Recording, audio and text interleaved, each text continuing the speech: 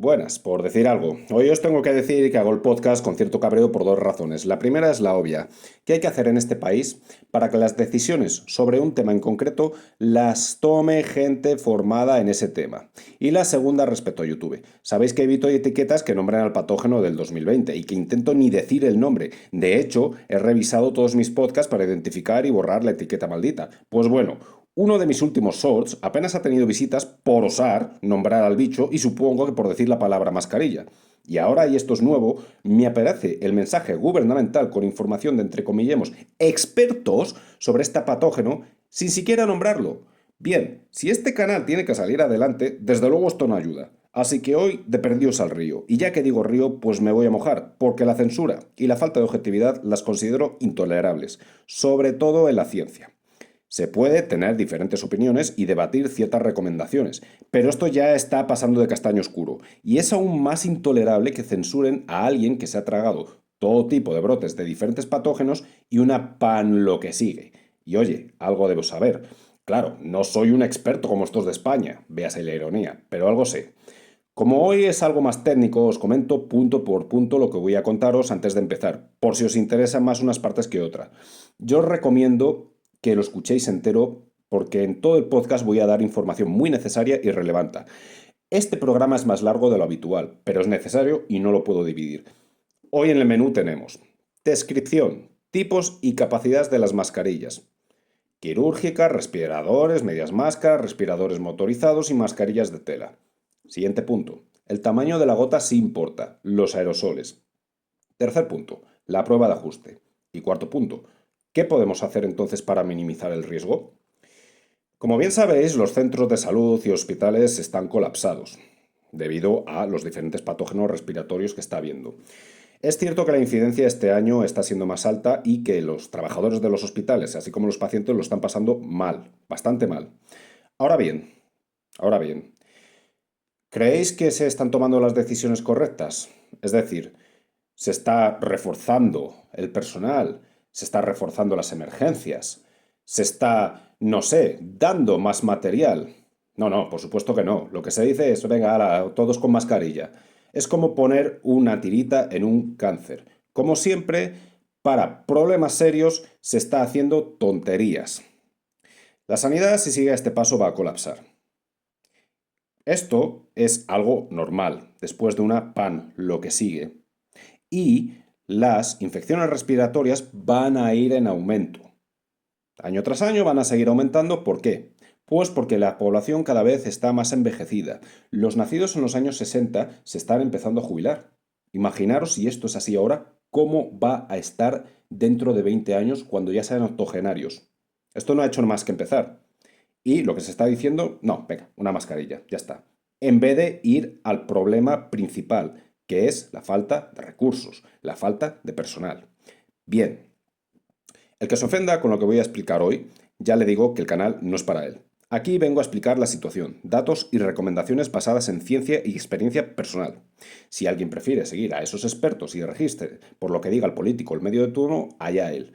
Y antes de que venga algún tonto ideológico fanatizado, ya digo que esto ni es ni de derechas ni de izquierdas, que ahora parece que todo va de eso, hay que decirlo.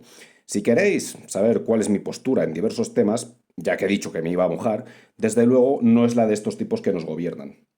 Y cualquier persona normal, ahora mismo, no debería apoyar a estos tipos que nos gobiernan. Pero no es tampoco la de la oposición, que da una penita, en fin, ¿para qué seguir? Y cuyo líder, por cierto, acordaros cómo se comportó durante la pan lo que sigue en Galicia. Los políticos que tenemos en España son todos una panda de totalitarios en potencia. No creen en la libertad, solo creen en la imposición y en el aquí mando yo, sin ningún tipo de rigor e interviniendo en la vida privada de las personas para todo.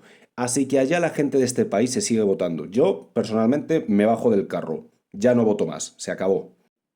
Bien, dicha esta opinión, vamos a empezar si a don YouTube y su algorritmo le parece bien y no me censura o hace que el podcast no llegue a la gente. Al final he decidido que sea exclusivo de mascarillas, así que la tercera parte de la gripe será para el próximo podcast. Soy el profesor Cabreado y bienvenidos a mi canal.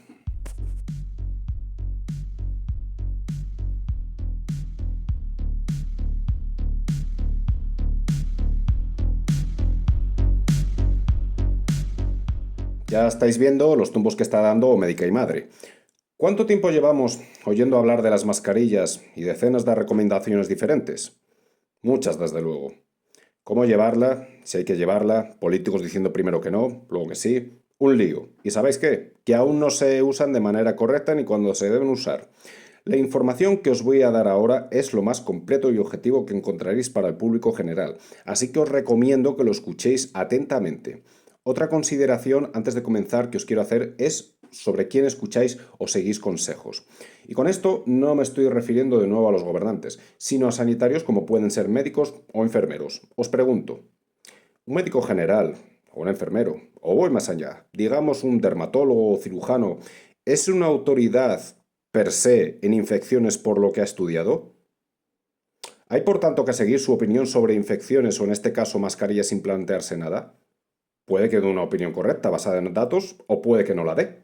No me malinterpretéis, ¿vale? Muy posiblemente saben bastante y quizás algunos incluso se forman en infectología por su cuenta porque les gusta.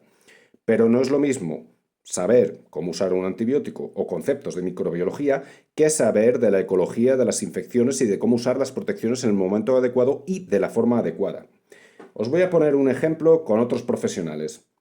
Alguien que ha estudiado Derecho, por ejemplo. ¿Estudiar Derecho ya te convierte en juez, fiscal, registrador de la propiedad y otras tantas salidas que requieren de formación adicional?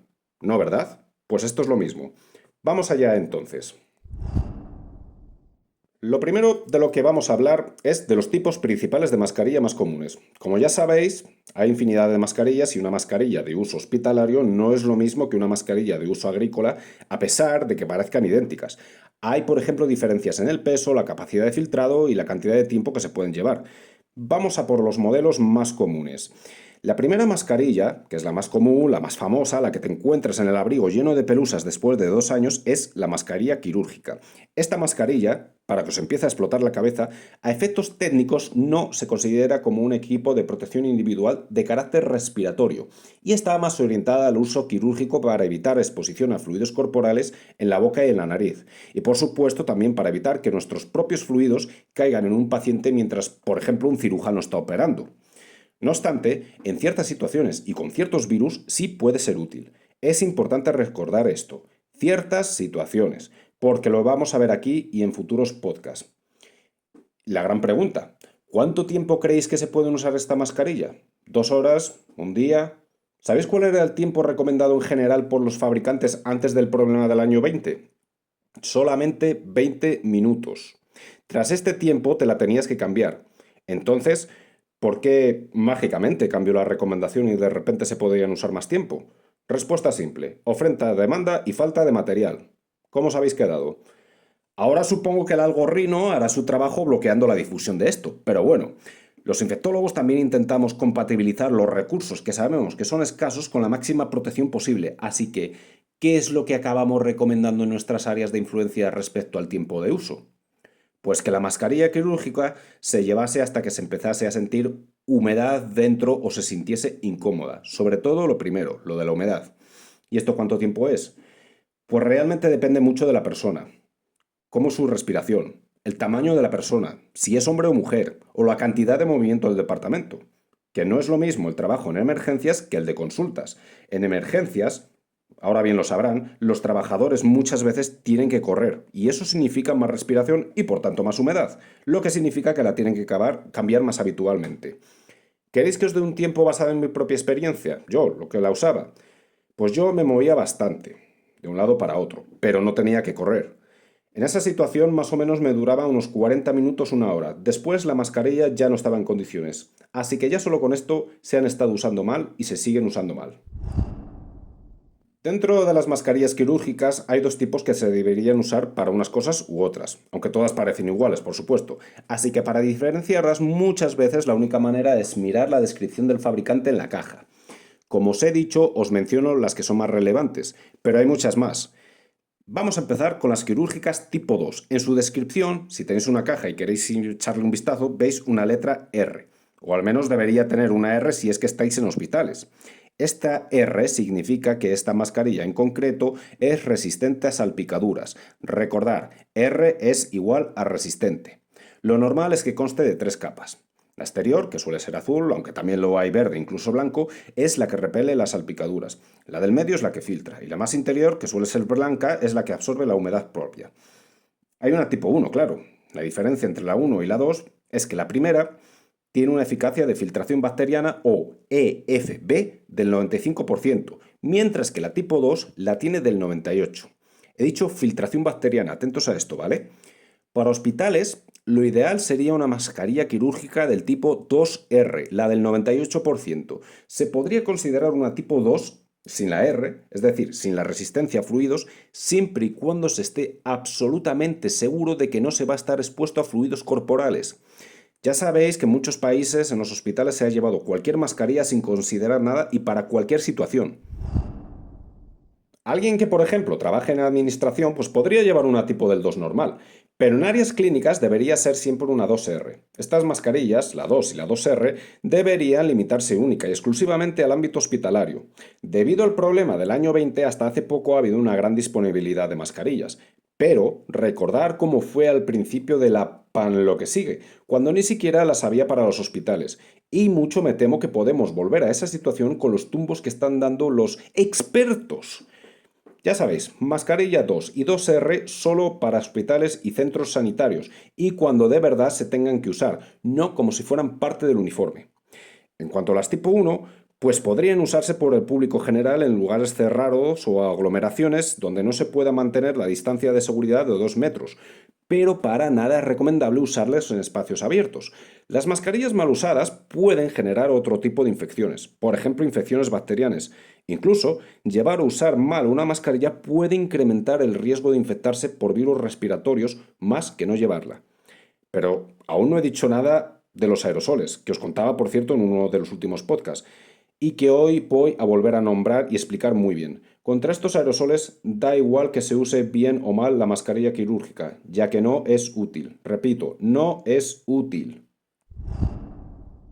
Un poco más sobre los espacios abiertos, ya que lo que se hizo en España y en países hispanos, que nos suelen seguir para mal, es simple y llanamente inútil y ridículo. Hoy he dicho que iba a ser directo, así que sí, ridículo. Las noticias que veáis que dicen que un virus respiratorio puede sobrevivir bastante tiempo al aire libre son falsas. Al aire libre, una vez que un virus sale del cuerpo, el viento lo dispersa inmediatamente, el cambio de temperatura lo degrada y si además es de día, la luz ultravioleta terminará de eliminarlo, incluso si está nublado. En el caso de que por cualquier capricho del destino un virus de estos sobreviviese, sería insuficiente para provocar una infección.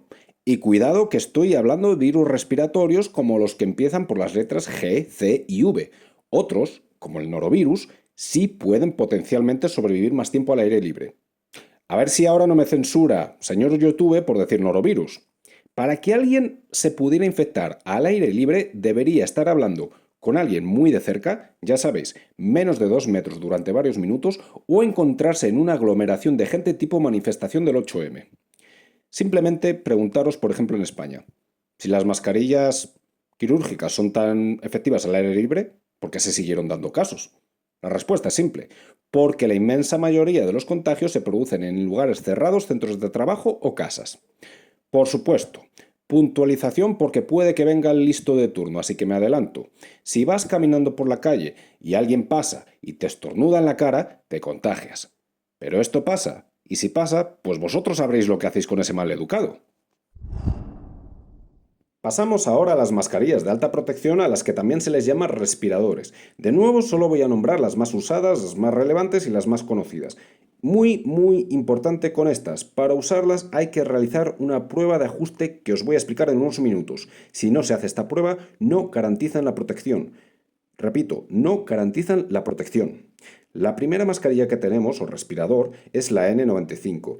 Tiene una eficacia de filtrado del 95%, pero de filtrado de partículas. Importante fijaros que ya no he dicho de eficacia de filtración bacteriana, sino de filtrado de partículas. Lo que hacen estos respiradores es filtrar una cantidad enorme de elementos que están en el aire, pero no son adecuadas contra gases nocivos.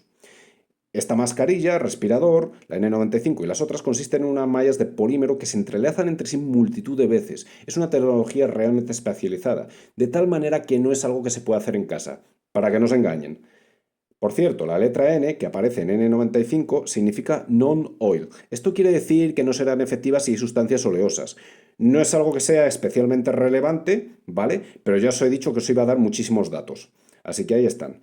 El siguiente modelo que me gustaría nombrar es un respirador también famosísimo, que es la FFP2. Este tiene una capacidad de filtración del 94%, un poquito más bajo, pero esta sí que ha sido probada con aceite de parafina. Por tanto, es efectiva si hay sustancias oleosas, es decir, es un pelín mejor. Por cierto, que la FFP en inglés es Filtering Face Piece, algo así como mascarilla filtrante. La última de este grupo que vamos a mencionar es la FFP3, sin duda la más efectiva de todas, ya que filtra hasta el 99% de las partículas. Claro que es más cara, pero es sin duda la más adecuada en ciertas unidades de los hospitales donde haya una gran generación de aerosoles, como podrían ser una UCI, una unidad de respiratorio o una emergencia. Por último, hay un último modelo que es posible ver en Hispanoamérica, que es la KN95. Esta sería un equivalente a la N95. No obstante, no cumple con los sellos de la Unión Europea y los Estados Unidos, ya que son un producto de China. Y bueno, vale, sí, todas las mascarillas, realmente casi todas se hacen en China, pero esta en concreto sigue la normativa china. Yo personalmente desconozco si son buenas o no, no las he usado, pero sí que es cierto que ha habido quejas sobre su calidad. En cualquier caso, esto no puedo comentarlo porque no lo sé. A diferencia de las mascarillas quirúrgicas, estos respiradores se pueden usar durante varias horas, pero hay que mirar muy bien las instrucciones del fabricante para conocer cuánto tiempo exactamente. Aunque realmente lo recomendable es cambiarlas cada 2 horas como máximo para evitar heridas en la cara y dermatitis por contacto. Seguramente recordáis o vosotros mismos habéis sufrido estas marcas y heridas al llevar estos respiradores. Si lo pensáis, realmente lo que hemos pasado ha sido muy duro y parece que no se ha aprendido nada. En fin, yo sigo intentando educar, ¿vale? Al gorrino de YouTube, piedad, por favor. Pues bueno, las mascarillas, ya que seguramente algunos esté preguntando sobre las mascarillas con válvula, respiradores, que prefiero llamarlas respiradores, pues bien, aunque incluso son mejores para proteger al que la lleva puesta, ya que añade un dispositivo adicional de filtrado, que es la válvula, no lo es tanto para proteger a los demás de nuestros patógenos, ya que nuestro propio aire lo estaremos echando fuera de la mascarilla a través de la válvula, con lo cual podemos contagiar si es que estamos infectados de algo. En centros sanitarios no son para nada recomendables. Por cierto, una de las pocas cosas que dijo bien el señor Don Simón, y no me refiero al vino. Dos más que os quiero nombrar y pasamos a lo importante que es la eficacia de las mascarillas y sus usos. Hay unos modelos llamados semimáscara o media máscara, el nombre es un poco confuso, pero se llaman así porque solo cubren nariz y boca. Puede que alguna vez los hayáis visto, por cierto, ya que se veía gente extremadamente paranoica con ellas por la calle. No sé qué pretendían sin haber hecho una prueba de ajuste y con semejante aparato por la calle, pero bueno, en fin. Pues de nuevo hay infinidad de modelos. Tienen un filtro que hay que cambiar cada cierto tiempo. Además, lo interesante es que también es una mascarilla reutilizable. Se limpia, se vuelve a usar. Eso sí, hay que limpiarla muy bien y a conciencia. Y extremando las precauciones. Estos respiradores se pueden dar al personal para su uso propio. Por ejemplo, los que trabajan en la UCI las llevan y aún se usan. Que se dé un respirador reutilizable a una persona en particular es muy conveniente, ya que la persona, al considerar la suya de manera general, ¿vale? La tendrá en buenas condiciones y se preocupará más por su limpieza. Además, a largo plazo reduce el coste de tener que comprar cajas y cajas de respiradores FFP3 o 2. La última de este grupo, de la que os quiero hablar, son los respiradores motorizados, que tatachan no necesitan prueba de ajuste. ¿Significa esto que son la panacea? Pues no. Estos son ideales si, por ejemplo, alguien ha fallado la prueba de ajuste en todos los modelos de respiradores disponibles, que aunque no es común, a veces ocurre y yo mismo he sido testigo de algunas personas fallando la prueba con todos los modelos disponibles. Para estas personas lo último que puede usar son estos respiradores motorizados. Su nivel de filtrado es superior al de todos los respiradores, N95, FFP2, FFP3 y cualquier otro. Y ciertos modelos también sirven contra gases nocivos, pero, ya tenemos un pero, y es que bloquean mucho el sonido exterior. Además, el motor es muy ruidoso de por sí, con lo que no se escucha muy bien. Algo que en un centro sanitario puede ser un problema y gordo. ¿Y en qué situaciones es un problema? Os estaréis preguntando. Pues desde no poder hacer una auscultación hasta simplemente no oír bien lo que está diciendo un paciente. Una de las personas que yo conocí que tenía que llevar este aparataje era anestesista, nada menos. Y como información, en anestesia se realizan muchas intervenciones que generan aerosoles, por lo que una alta protección es muy importante. Claro, ahora imaginaros al pobre anestesista teniendo que llevar este mamotreto de aparato y haciendo sus quehaceres de anestesia. Obviamente entre compañeros intentaban ayudar, cuando este no podía hacer una cosa, pues otro lo hacía, pero esto no siempre era posible, no siempre se le podía sustituir. Bueno, pues este tipo de respiradores motorizados eran los que se veía de manera común durante el brote de ébola de 2014, virus que trataremos aquí, por cierto. Y por último, y fuera de todo tipo de mascarillas y respiradores, ¿qué pasa con las de tela? Os estaréis preguntando.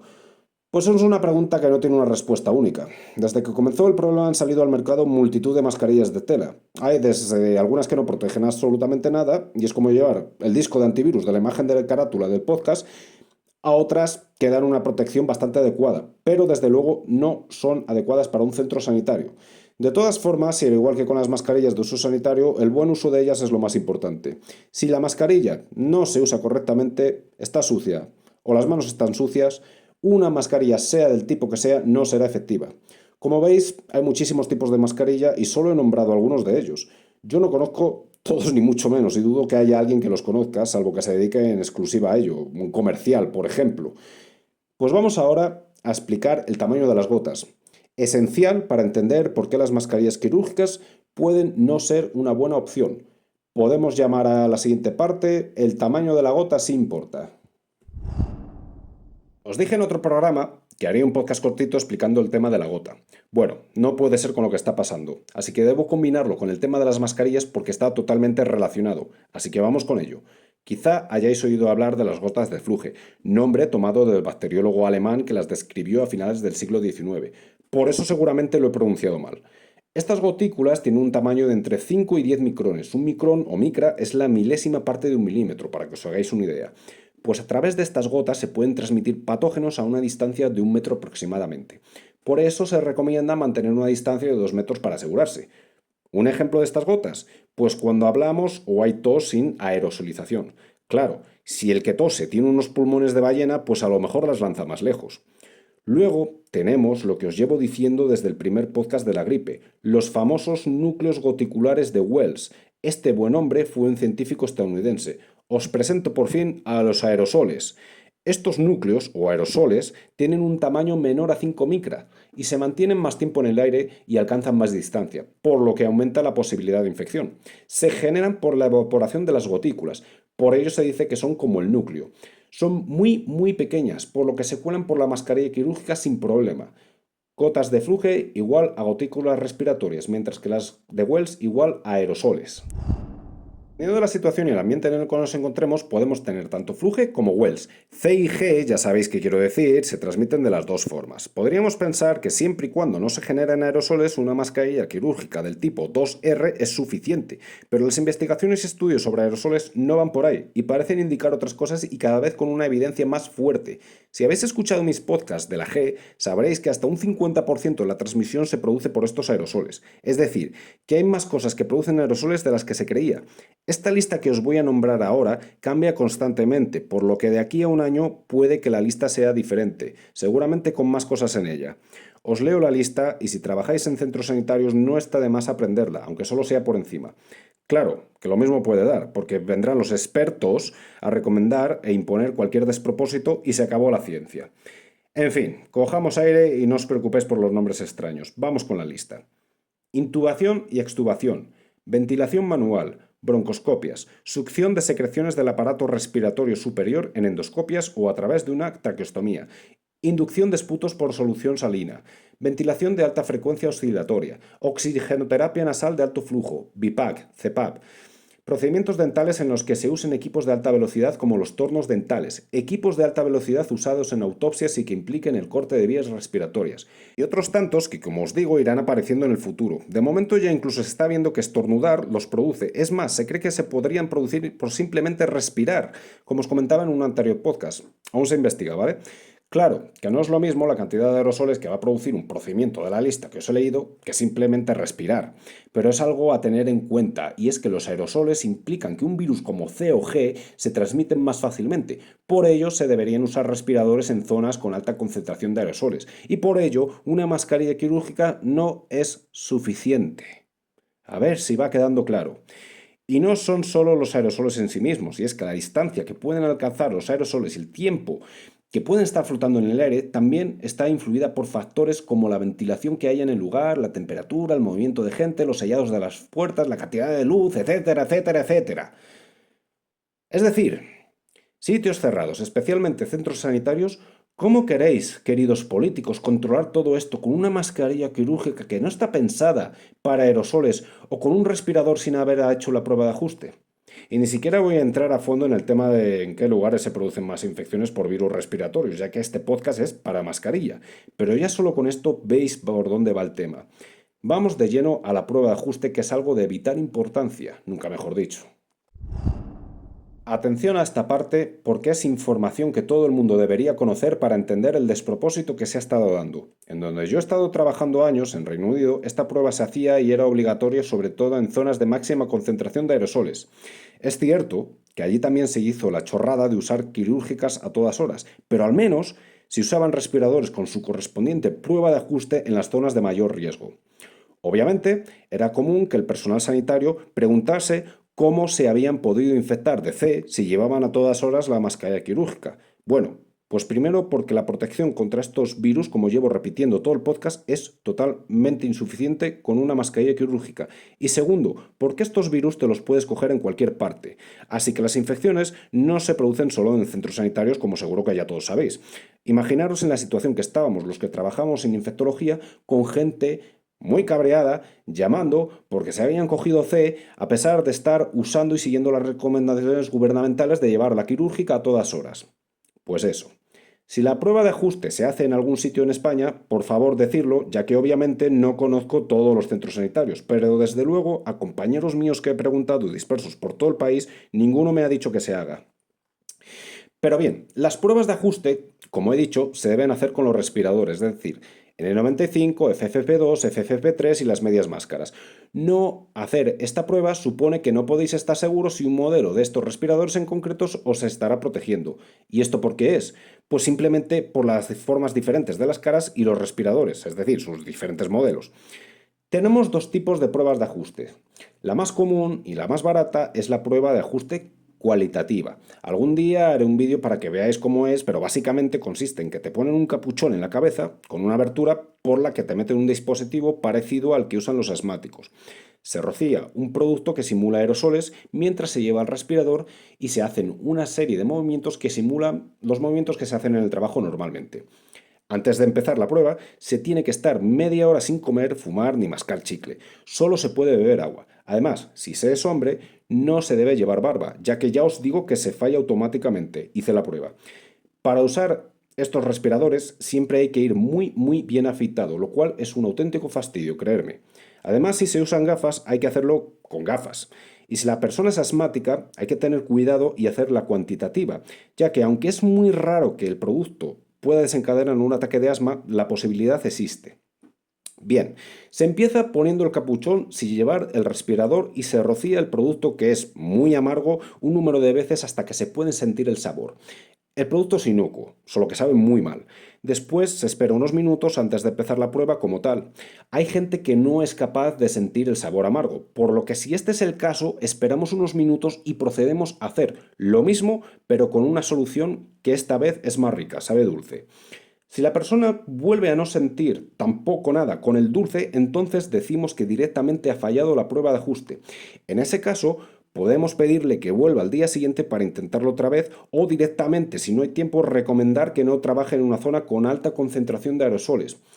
O que si tiene que hacerlo, pues directamente use el respirador motorizado, si es que esta opción está disponible, claro. Bien, digamos que efectivamente ha sentido el sabor amargo o el dulce, así que ahora, como decía, esperamos unos minutos, ofrecemos agua para eliminar el sabor y procedemos con la prueba en sí. Ponemos un modelo de respirador que tenemos que registrar, el capuchón, y procedemos con los ejercicios mientras rociamos la sustancia aerosolizada dentro del capuchón de manera regular. Suele consistir de 7 ejercicios en los que se sigue rociando el aerosol mientras la persona a la que se está haciendo la prueba se mueve, por ejemplo, cabeza de un lado a otro, hacia atrás y hacia adelante, inclinarse, agacharse, hablar, etc. Importante, si en cualquier momento de la prueba la persona puede sentir el sabor del aerosol, decimos que ha fallado la prueba y sabremos que ese modelo en concreto no le va a proteger contra los aerosoles. En este caso, tenemos que esperar unos minutos más y volver a empezar con otro de los modelos de respirador. Si la persona pasa todos los ejercicios con un modelo en concreto, entonces le indicamos el modelo que tiene que usar siempre. Hay muchos, por lo que hay que dar el número de referencia exacto. Lo ideal es que se pase la prueba con al menos 2 modelos, por si por cualquier razón uno de ellos se agota en los hospitales y en fin, es un lío gordo, ¿eh? Porque esto nos pasó a nosotros. Si la persona falla, con todos los modelos disponibles, incluidas las medias máscaras, entonces de nuevo no hay más remedio que decir a esa persona que no puede trabajar en un área con una alta concentración de aerosoles o bien que use el respirador motorizado. De nuevo, si es que esta opción está disponible. Bien, ¿y esta prueba cada cuánto hay que hacerla? Pues una vez al año al menos o si ha habido cambios relevantes en la cara, como por ejemplo una cirugía, una extracción dental, que se haya engordado o adelgazado mucho o que por ejemplo una mujer haya tenido un embarazo, ya sabéis, por el tema de los cambios en la cara, por el peso. Y si lo habéis pensado, la respuesta es sí. Es una barbaridad de trabajo y tiempo, no os lo podéis ni imaginar. Si antes de C esto ya daba trabajo, porque había que hacerlo para todos los que trabajan en servicios con muchos aerosoles, imaginaros en invierno, ahora imaginaros cuando empezó C. Fuimos nosotros los que empezamos a hacer las pruebas de ajuste masivas, pero nos era imposible gestionar y controlar los casos de C, más crear los protocolos, más atender otras infecciones y brotes de otros bichos. Al final, muy al final, hubo que crear otro equipo temporal asociado a nosotros que tuvimos que formar para que hicieran las pruebas ellos. Por esta y otras muchas razones acabó petando la cabeza. Y aún tenemos que aguantar a esta gente que nos gobierna y sus expertos, tanto aquí como en Reino Unido, aunque lo de aquí es especialmente sangrante porque los políticos de turno directamente ni siquiera escuchan a los que algo saben del tema. Pues muy bien, vamos ahora por la prueba cuantitativa. Esta prueba es más cara, pero es más rápida y es más efectiva. Además, no es tan cansada para el que la realiza. Es igual, salvo que no usa capuchón ni aerosoles químicos y se puede comer antes. El modelo de respirador que lleve la persona a que se realiza la prueba se conecta por un cable a una máquina que mide las diferencias de presión dentro del respirador según se van haciendo los ejercicios de movimiento que son iguales que en la cualitativa, ¿vale? La máquina te da una serie de numeritos o parámetros que te dirán si el respirador es el adecuado. De nuevo, es bueno hacer la prueba y pasarla con al menos 2 modelos. Este tipo de pruebas se usaba principalmente en las industrias, pero con lo que pasó en el año 20, pues se empezó a introducir también en hospitales en el Reino Unido. Estas pruebas son los 2 tipos principales de pruebas de ajuste que usábamos, explicadas muy por encima. Ya sé que esta información caerá en saco roto, ojalá me equivoque, pero si al menos esto llega a unos pocos cientos de profesionales sanitarios se podrá ir haciendo bola. Son unas pruebas que requieren mucho esfuerzo de realizar para ambas partes, también tiempo y dinero, aunque estas 2 últimas variables son compensadas si eso hace que no haya bajas por enfermedades virales en los profesionales sanitarios. Eso sí que supone tiempo y dinero de verdad. Entonces la pregunta es, ¿se debería hacer estas pruebas de ajustes de manera masivas y poner a todos los profesionales sanitarios con respiradores de alta protección? Pues obviamente no, no es viable. La infectología, que es lo que debería regir las decisiones sobre el uso de EPIs, se basa en minimizar el riesgo, no eliminarlo, y en ser coherentes con los recursos de los que se disponen, y sobre todo en cómo actúan los patógenos. ¿Se está haciendo esto? No, desde luego que no. Porque la infectología es algo casi desaparecido en España. Si no, ¿cómo se explica que alguien como Don Simón haya llevado todo el problema desde el principio? Pues eso. La siguiente parte os cuento qué se puede hacer, principalmente en centros sanitarios, para minimizar el riesgo. Vamos a ello. Pues la gran pregunta ahora es, ¿con todo lo que he dicho significa que tenemos que aceptar que no podemos hacer nada y que nos vamos a infectar? Pues no, pero sí que hay que aceptar que las infecciones invernales se han dado, se dan y se van a dar siempre, y que tristemente también producen fallecimientos. Esto es así al menos hasta que la ciencia avance tanto que nos haga inmune a todos. Claro, que para que eso ocurra, si es que algún día ocurre, queda mucho tiempo. Pues bien, uso de mascarillas. ¿Qué es lo razonable entonces? ¿Llevarlas? El que lo quiera hacer, que lo haga. Vosotros veréis después de escuchar todo esto. Pero una quirúrgica poco va a hacer. Te puede proteger contra gotículas de fluje, las más grandes, pero no contra los aerosoles. Y ni siquiera he mencionado los ojos, que también te puedes infectar por los ojos. ¿Pueden ser útiles estas mascarillas en una unidad o centro que sepamos que hay pocos aerosoles? Hasta cierto punto. Pero hay que recordar que los aerosoles se mueven. Y además, en los hospitales también hay mucho movimiento. Y otra más, si los estornudos los pueden producir, ¿de qué te sirve? Son preguntas para que penséis, luego ya que cada cual haga lo que quiera. Un ejemplo, si tienes una unidad en la que sabes que no hay infectados por ningún, y digo ningún virus respiratorio ni ninguna otra cosa, algo casi imposible, ya os lo digo, que nadie tiene síntomas y que todo el personal sanitario está bien sanote, entonces sí que la puedo llevar, ¿no? Si ese es el caso, si todo el mundo está perfectamente y sanísimo, ¿para qué necesitas una mascarilla? Pues bien, entonces la solución definitiva es que todos lleven respiradores de alta protección y hacemos la prueba de ajuste a todo el mundo, ¿no? ¿Cómo exactamente? ¿Hay dinero para eso? ¿Hay suficientes respiradores? ¿Gente que sepa hacer la prueba? ¿Y la transmisión por contacto? Recordar, hasta 48 horas puede sobrevivir estos bichos en condiciones óptimas, como las de un hospital. Si añadimos una limpieza que no sea 100% eficaz, ¿qué pasa? ¿Y las visitas de familiares o profesionales externos? ¿Les hacemos estas pruebas también o les prohibimos la entrada todos los inviernos? Puedo seguir así mucho más rato, pero creo que queda claro que no se puede hacer lo que se está haciendo. Mejor dicho, que no sirve de nada. Así que, ¿queréis recomendaciones que de verdad pudieran descongestionar los hospitales? Esto es mi opinión, basado en mi experiencia y conocimientos. Y ya os digo que no se va a hacer con semejante panda manejando el cotarro. Y aunque hubiese voluntad cierta de hacer lo que os voy a decir, sería muy caro. A largo plazo es cierto que compensaría y estaríamos muy preparados, pero hoy por hoy, con un país prácticamente quebrado, lo veo muy difícil. En cualquier caso, ahí va, ya que algunas sí son baratas y posibles de aplicar. Vamos ya con la última parte, recomendaciones. Os repito, esto es como una carta a los Reyes Magos. Se basa en parte de mi experiencia y opinión personal. Algunas partes son perfectamente aplicables y otras no, ya sea porque es, ya digo, una carta a los Reyes Magos o bien porque son demasiado caras. En cualquier caso, os voy a nombrar unas cuantas. Empezamos, por ejemplo, con reforzar la atención primaria y las emergencias. Esto es esencial. También hay que hacer entender a la gente que no debe acudir a los centros sanitarios si solo es un catarro. Vamos a ver, estamos viendo que hay jóvenes de esta que se llama la generación de cristal que están yendo a las urgencias, a los centros de salud por un catarro. Tronco, que tienes 20 años, que no te vas a morir por un catarro. Bueno, vale, a veces sí puede pasar, pero es muy raro, ¿de acuerdo? Entonces, por favor, que la gente vaya a los centros sanitarios los que realmente lo necesitan.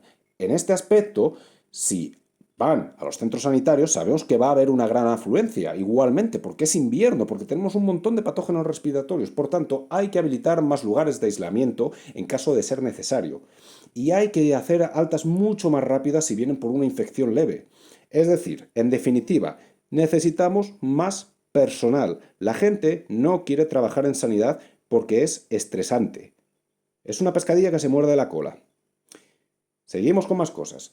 Más programas, trípticos, folletos, cualquier cosa en centros de trabajo, educativos, centros sanitarios, medios de comunicación, bares, cualquier sitio. Eso sí, creados y explicados a ser posible por infectólogos o al menos algo que se le parezca. Esto es cierto que ya se hace, pero debe ser un bombardeo constante, especialmente en invierno. Es decir, educación, educación, educación y comunicación, que no manipulación. La educación previene y ya sabéis, mejor prevenir que curar.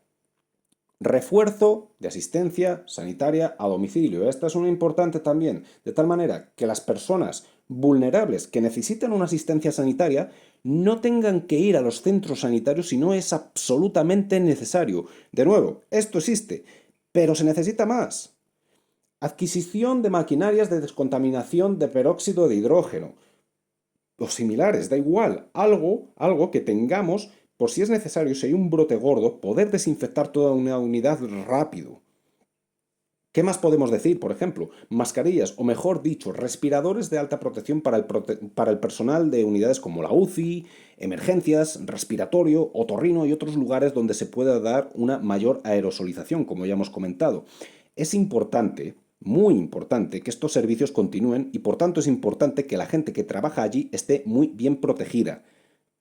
¿Qué pasa si se empiezan a dar de baja? Es que pasa, esto pasa mucho, porque se infectan. Pues obviamente para hacer esto tenemos que tener gente que sepa llevar a cabo pruebas de ajuste. Este punto en concreto puede tener un costo elevado al principio. Pero, este sí que se podría hacer y mantendría las zonas del hospital críticas más seguras. Más cosas que podemos poner en práctica, las visitas. Limitarlas, pero no prohibirlas, sobre todo en las épocas de mayor incidencia de patógenos respiratorios, como ahora, no dejar que traigan objetos ni comidas del exterior y siempre que pasen por el supervisor de la unidad primero, para que éste compruebe que no vienen con nada infeccioso. Realmente, no deberían acercarse a un hospital o a un centro sanitario si tienen algo infeccioso, pero ya sabemos que hay gente muy irresponsable. Obviamente, incluso si el supervisor comprobase a la gente, siempre se puede colar a alguien, un infectado sintomático, que no sabe que está infectado. Recordar, es minimizar el riesgo, no eliminarlo. ¿Qué más cosas? ¿Mascarilla para los visitantes? Preguntamos. Pues lo mismo que os he estado contando todo el rato. ¿Y qué pasa con las zonas de la UCI? ¿Les ponemos mascarilla?